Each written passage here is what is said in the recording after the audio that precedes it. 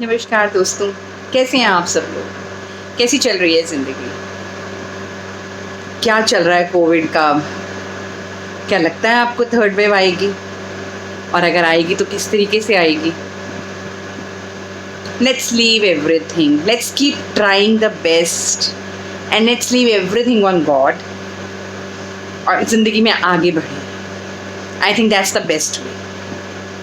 Days are going crazy, इतने busy days हैं, I mean I just can not tell you, and that is the reason I couldn't come for few days. इतने दिन हो गए कि मैं नहीं कोई वीडियो बना पाई, एंड मुझे बहुत ज़्यादा अंदर से लग रहा था कि इट्स टू लेट नाउ। तो कुछ लोगों ने मुझे कहा था कि मैम लाइफस्टाइल मेजर्स क्या लेने चाहिए डायबिटिक्स को, किस तरीके से ध्यान रखना चाहिए डायबिटिक्स को कि पहली बारी में डायबिटीज़ हो ही ना पाए, और इन केस हो जाती है तो किस तरीके से खुद को बचा के रख सकते हैं। तो इस बारे में मैंने सोचा चलिए let's make a nice video, a short video. I might go in for इसके में पार्ट 1 पार्ट 2 करके ऐसे करके लाइफस्टाइल चेंजेस के बारे में या लाइफस्टाइल अवेयरनेस के बारे में डायबिटीज़ के लिए ये बनाऊंगी।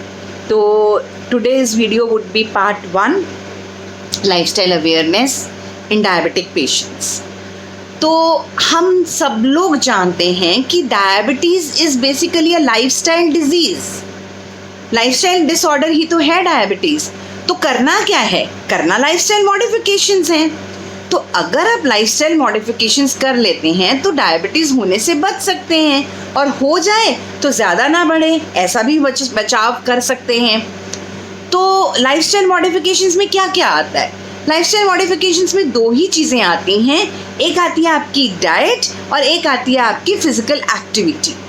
तो अगर आप एडिक्वेट डाइट लेते हैं, अगर आप physical activity, correct levels of physical activity अपनाते हैं, तो आप ये मान के चलिए taking a good adequate diet and correct diet and doing physical activity, adequate levels of physical activity, इसके करने से आप कुछ एंटी डायबिटिक दवाइयाँ हैं जो इसके बराबर का काम करती हैं, यानी कि खाना पीना और आपकी एक्सरसाइज एंटी डायबिटिक दवाई का काम कर सकती हैं। और इसमें ऑब्वियसली रिस्क बेनिफिट रेशियो ज़्यादा अच्छा है, because you are not taking any medicine, you are treating yourself naturally by changing your diet pattern and by doing physical activity।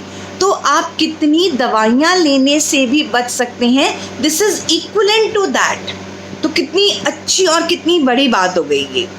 अच्छा, अब अगर आप डाइट को सोचते हैं ना दोस्तों, तो डाइट तो एक पिलर है डायबिटीज़ से बचने के लिए। अगर आप अपनी डाइट को ठीक करेंगे तो it is a pillar, it is a biggest pillar in getting cured from diabetes or preventing diabetes। तो एक बहुत गलत नोशंस चलते हैं कि डायबिटिक्स के लिए ये नहीं खाओ, वो नहीं खाओ, ऐसे नहीं करो। This is very wrong.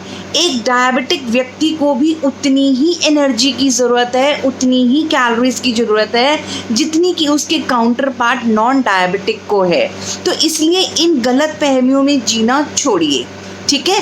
Diabetic को भी उतनी ही एनर्जी चाहिए जितनी कि एक नॉन डायबिटिक व्यक्ति को चाहिए। तो एनर्जी हम किस बेसिस पे कैलकुलेट करते हैं कि व्यक्ति किस एज का है, क्या सेक्स है, मेल है, फीमेल है, क्या हाइट है, क्या वेट है, क्या अभी तक क्या खाता आ रहा है, क्या उसकी फिज़िकल कंडीशंस हैं, क्या उसकी फिजियोलॉजिकल कंडीशंस हैं, क्या उसकी फूड प्रेफरेंसेस हैं, क्या कोई कोमॉर्बिडिटीज़ या कोई और बीमारियां भी उसके साथ जुड़ी हैं। इन सब चीज़ों को ध्यान में रखकर हम एक डायबिटिक व्यक्ति की डाइट को बनाते हैं या हमको बनाना चाहिए। तो ये सारी बातें अच्छे से आपको ध्यान में रखनी बहुत ज़्यादा ज़रूरी हैं, तभी एक डायबिटिक व्यक्ति को आप डाइट दे सकते हैं, ठीक। तो अब दूसरी बात होती है कि एक डायबिटिक व्यक्ति को कितनी कैलोरी की ज़रूरत है। देखिए, एक डायबिटिक व्यक्ति की कैलोरी रिक्वायरमेंट बिल्कुल नॉन डायबिटिक जैसे है। इसको हम किस तरीके से चेक करते हैं? एक तो आप व्यक्ति की फिज़िकल एक्टिविटी, कि वो व्यक्ति कितना फिज़िकली एक्टिव है, और दूसरा उसका क्या आइडियल बॉडी वेट है। उसके हिसाब से किसी के लिए भी आप डाइट को बनाते हैं, तो ऐसे ही आप डायबिटिक व्यक्ति के लिए भी डाइट को बनाएंगे। तो किन दो चीज़ों का ध्यान रखेंगे? हम दो चीज़ों का ध्यान रखेंगे कि एक तो उसकी कितनी फिज़िकल एक्टिविटी है और क्या उसका आइडियल बॉडी वेट है। तो अब आइडियल बॉडी वेट क्या होता है? Do you all know? Ideal body weight को आप किस तरीके से कैलकुलेट कर सकते हैं, क्या आप जानते हैं? आप अपनी हाइट को सेंटीमीटर में लीजिए, उसको -100 कीजिए और उस वैल्यू को इनटू मल्टीप्लाई कीजिए 0.9 से। That will get you your ideal body weight. You will get this is your ideal body weight. ठीक है, तो आपने जब डाइट किसी की बनानी है तो उसकी फ़िज़िकल एक्टिविटी देखनी है। आपने देखना है कि वो व्यक्ति सेडेंट्री है या लाइट एक्टिविटी करता है या काफ़ी अच्छे से एक्टिव रहता है। ठीक है, ये 3 चीज़ें एक्टिविटी में आई। दूसरा, उसका न्यूट्रिशनल स्टेटस देखना है, और न्यूट्रिशनल स्टेटस आप तभी देख सकते हैं जब आप उसकी आइडियल बॉडी वेट वर्सेस जो आज उसका करंट बॉडी वेट है उसको आप नापेंगे। दोनों को आप देखेंगे, तभी आप जान सकेंगे कि उसका न्यूट्रिशनल स्टेटस क्या है। और आइडियल बॉडी वेट कैसे निकालना है, ये मैंने आपको फॉर्मूला बता दिया। अब आती है बात, कोई कितनी एक्टिविटी करता है तो उसके हिसाब से उसको कितनी कैलोरीज लेनी चाहिए। जैसे ये 3 भागों में हमने डिवाइड कर दिया, sedentary, light activity, then quite an active person. अब 3 भाग कौन से आ गए कि एक व्यक्ति अंडर वेट है, एक व्यक्ति नॉर्मल वेट का है और एक व्यक्ति ओवर वेट का है।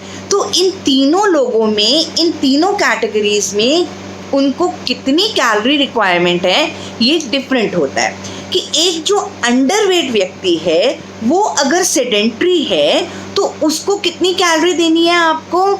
उसको आपको उस व्यक्ति को आपको 30 से 35 किलो कैलोरी पर KG of ideal body weight देना है। तो इसको ऐसे कैलकुलेट करते हैं, किलो कैलोरीज पर KG of ideal body weight. तो जो सेडेंट्री हैबिट वाला है, या सेडेंट्री से मतलब है कि जो बिल्कुल भी कोई फिजिकल एक्टिविटी नहीं करता, वो व्यक्ति अगर अंडर वेट है, ऑलरेडी उसका वेट कम है, तो उसको आप 30 से 35 किलो कैलोरीज पर KG of ideal body weight, दिन की कैलोरी इस तरीके से आप कैलकुलेट करेंगे। इसी तरीके से जो व्यक्ति नॉर्मल है उसको आप 40 की, जो व्यक्ति नॉर्मल है उसकी तो आप फिर कम कर देंगे ना, तो आप उसको 30 किलो कैलोरीज पर KG of the ideal body weight. इसी तरीके से जो ओवरवेट व्यक्ति है उसकी आप किलो कैलोरीज काउंट करेंगे तो आप 25 किलो कैलोरीज पर KG of ideal body weight कर देंगे। ये हुआ सेडेंट्री हैबिट वाला। अब आई बात कि कोई व्यक्ति फिजिकली तो एक्टिव है, मॉडरेटली एक्टिव है, तो आप, और वो अंडर वेट है तो 40 किलो कैलोरीज पर KG of ideal body weight. इसी तरीके से जो नॉर्मल है उसकी 35 हो गई, ठीक है, उसको 35 किलो कैलोरी कर ली, और जो ओवरवेट है वो 30 किलो कैलोरीज हो गई। अब एक व्यक्ति है जो मॉडरेटली एक्टिव नहीं है, ही और she is quite an active person, लेकिन वो अंडर वेट है, तो उसको आप 45 किलो कैलोरी पर केजी बॉडी वेट पर केजी आइडियल बॉडी वेट के हिसाब से उसकी कैलोरी काउंट करेंगे, और इधर नॉर्मल व्यक्ति को आप 35 देंगे, और जो आपका ओवरवेट है उसको 25 से 30 किलो कैलोरी पर KG of ideal body weight. तो इस तरीके से आप लोगों की कैलोरी काउंट कर सकते हैं और कैलकुलेट कर सकते हैं, और फिर उनको उस तरीके का खाना दे सकते हैं जो इस कैलोरी काउंट में आ जाए। अब आपको पता चल गया आइडियल बॉडी वेट क्या है। अगर आपका आइडियल बॉडी वेट 120% हाई है, I mean 120% if your weight is more than 120% of your ideal body weight, then you are considered as overweight. और अगर आपका ideal body weight से 90% कम है, then you are considered as the underweight kind of a person. अब एक चीज होती है मेडिकल न्यूट्रिशन थेरेपी. जब भी हम किसी व्यक्ति को डाइट के लिए रिकमेंडेशंस करते हैं तो हम उसको कहते हैं मेडिकल न्यूट्रिशन थेरेपी. मेडिकली आपको ये न्यूट्रिएंट्स हम दे रहे हैं, ये आपको कितने फ़ायदेमंद होंगे. और डायबिटिक्स के लिए इसको कहते हैं थेरेपेटिक लाइफस्टाइल चेंजेस. ये थेरेपी ही है, ये भी उनके लिए दवाई है. दवाई ना दे के इन चीज़ों से ठीक करें तो ये भी एक थेरेपेटिक लाइफस्टाइल चेंजेस हैं. तो मेडिकल न्यूट्रिशन थेरेपी की क्या गोल्स होते हैं? मेडिकल न्यूट्रिशन थेरेपी के ये इम्पॉर्टेंट गोल्स हैं. एक तो आपको नियर नॉर्मल ब्लड शुगर लेकर आना है. आपकी न्यूट्रिशन थेरेपी इस तरीके की होनी चाहिए कि आपके blood sugar levels near normal आ जाएं. आपका जो सीरम का लिपिड लेवल है, यानी कि जो आपके शरीर में चर्बी का लेवल है, वो भी नॉर्मल आ जाए. आपको ऑप्टिमम कैलोरीज दी जानी चाहिए, एडिक्वेट कैलोरी दी जानी चाहिए, ताकि अगर वो बच्चा है टाइप 1 डायबिटीज़ का तो उसकी ग्रोथ में या उसकी डेवलपमेंट में कोई रुकावट नहीं होनी चाहिए. एक अडल्ट है तो वो एक आइडियल बॉडी वेट को मेंटेन कर सके.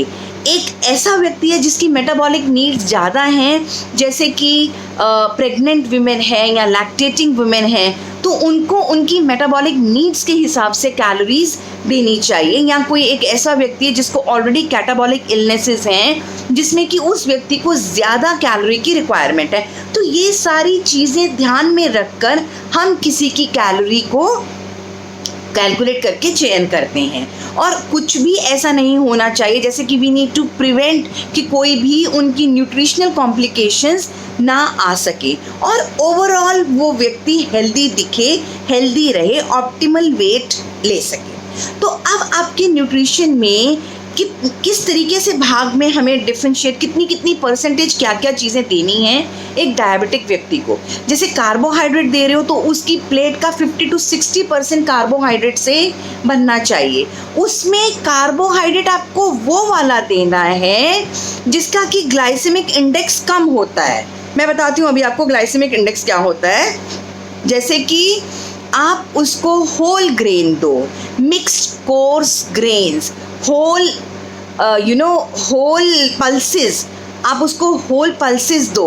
आप उसको क्या ना दो, आप उसको रिफाइंड शुगर्स ना दो, आप उसको सिंपल शुगर्स ना दो. सिंपल शुगर्स जैसे कि चीनी, हनी, गुड़, ये है सिंपल शुगर्स. रिफाइंड शुगर्स यानी कि जो भी चीज़ें मैदे से बनी हैं या जिसको कहते हैं कि बेकरी आइटम्स या मैदे से जो भी चीज़ बनती है, रिफाइंड शुगर्स आपको नहीं देनी.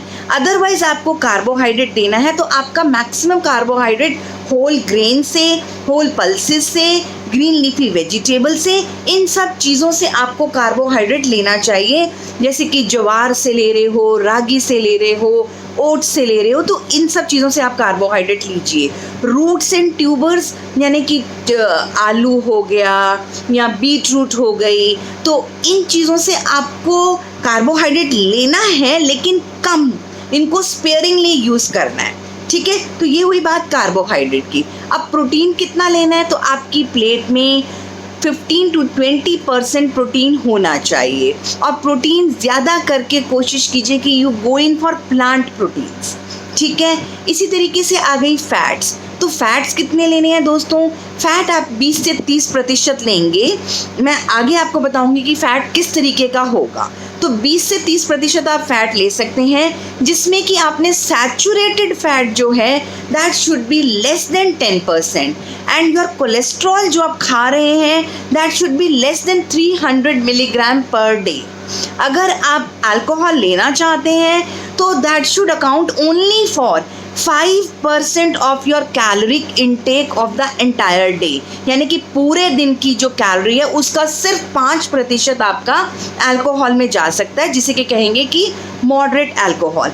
आपको अपने खाने में फाइबर ज़्यादा रखना है. फाइबर आप 40 ग्राम पर डे तक रख सकते हैं. विटामिन और मिनरल्स जो कि एक नॉर्मल व्यक्ति लेता है वही एक डायबिटिक व्यक्ति भी ले सकता है. तो ये सारी चीज़ें हुई, आपने कितना कितना लेना है. अब आपको मैं बताना चाहती हूँ एक छोटी सी बात कि ग्लाइसेमिक इंडेक्स क्या होता है। देखिए, आप कोई भी चीज़ खाते हैं उसमें कार्बोहाइड्रेट है, वो कार्बोहाइड्रेट आपकी ब्लड शुगर लेवल को कितना बढ़ा देता है। तो every food has their own glycemic index, तो वो उसी टाइम पर आपकी ब्लड शुगर लेवल को कितना बढ़ा देता है, इट इज़ कंपेयर टू, इस चीज़ को कंपेयर करते हैं उतना ही इक्विवेलेंट अमाउंट ऑफ ग्लूकोज के साथ।